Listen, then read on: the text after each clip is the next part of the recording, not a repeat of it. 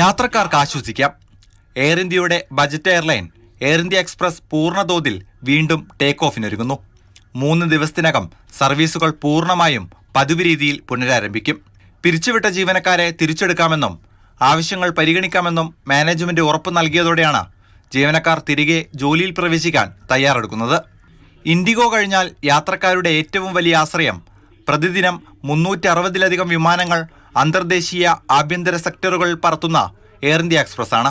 ടാറ്റ ഗ്രൂപ്പിന് കീഴിലുള്ള air India express മാനേജ്മെന്റും ജീവനക്കാരുമായുള്ള തർക്കം ശമ്പള പരിഷ്കരണത്തെയും ചില ആനുകൂല്യങ്ങൾ എടുത്തു കളഞ്ഞതിലും കമ്പനിയുടെ പുതിയ നിയമന പ്രക്രിയയും ചൊല്ലിയാണ്. അതായത് കൃത്യമായ തൊഴിൽ നിയമലംഘനം സംഭവിച്ചു എന്നുള്ള കാര്യം ലേബർ കമ്മീഷനും വ്യക്തമാക്കിയിരുന്നു. ഡൽഹിയിൽ ലേബർ കമ്മീഷണർ വിളിച്ചു ചേർത്ത യോഗമാണ് ഫലം കണ്ടത്. മാനേജ്മെന്റിന്റെ താൽപ്പര്യങ്ങൾ ഏകപക്ഷീയമായി പരിഗണിക്കാതെ നേരത്തെ തന്നെ ജീവനക്കാരുടെ ആവശ്യങ്ങളിലും പരാതികളിലും കഴമ്പുണ്ടെന്ന് കമ്മീഷൻ വിലയിരുത്തിയിരുന്നു. വിഷയത്തിൽ വ്യോമയാന മന്ത്രാലയവും റിപ്പോർട്ട് തേടിയിരുന്നു. നിലവിൽ സർവീസുകൾ വെട്ടിച്ചുരുക്കുകയും പ്രതിസന്ധി മറികടക്കാൻ എയർ ഇന്ത്യ സഹായഹസ്തം നീട്ടിയ സാഹചര്യത്തിന് പിന്നാലെയാണ് ജീവനക്കാരും മാനേജ്മെന്റും തമ്മിൽ നടന്ന ചർച്ച വിജയം കണ്ടത്. മാതൃഭൂമി ന്യൂസ്, ഡൽഹി.